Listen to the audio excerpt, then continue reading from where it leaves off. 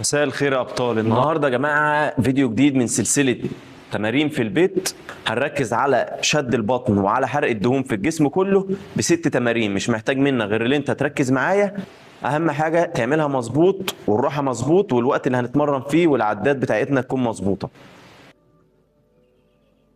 اول حاجه التمرين ده معانا بيعلي معانا الحرق وبيشد معانا الجسم كله كامل، بالخلفيات بالبطن بالكتف بالجسم كله كامل. تمرين جميل جدا وهيعلي معانا الحرق وهيمرن معانا الجسم كامل.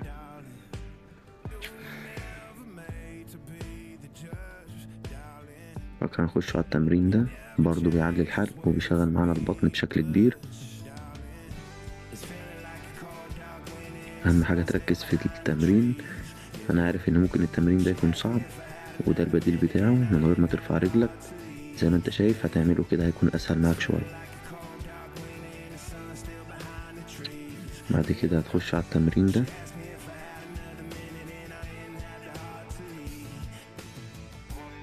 طبعا التمارين بتاعتنا كلها الوقت فيها تقريبا مثلا من دقيقتين ل3 دقايق، لحد ما تلاقي جسمك بيولع او المنطقة اللي عليها الحمل الزيادة زي البطن او كده بتولع معاك. اهم حاجة تفضل مستمر. بعد كده نخش على التمرين ده من اجمل التمارين اللي بيشد البطن وبيشد الجسم كله. اي استرخاء مثلا في عضلة البطن او كده بيشدها، يعني تمرين كويس جدا.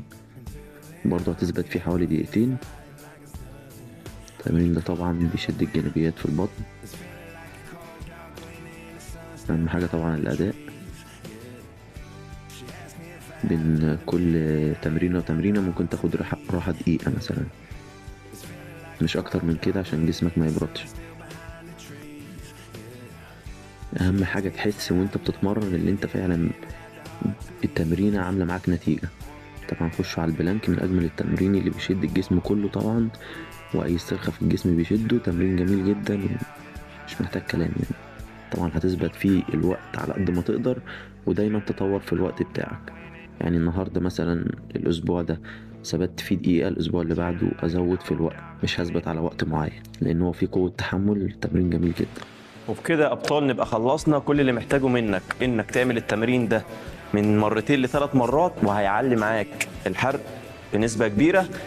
وطبعا بيركز طبعا زي ما انت شفتوا، بيركز على البطن وشد البطن، وبالذات البلانك بيشد البطن. اهم حاجه تلعب العدات بتاعتك مظبوطه، يعني اقل حاجه 20 عده، يعني تاخد نفسك وترجع تاني. كل اللي محتاجه منك انك تعمل التمارين دي 3 مرات في الاسبوع، مع طبعا التمارين بتاعتنا لو انت هتتمرن بقيه الجسم اذا كان البنش او الظهر او الكلام ده. وما تنساش تعمل لنا اشتراك في القناه وتقول لنا مستني مننا ايه في التعليقات.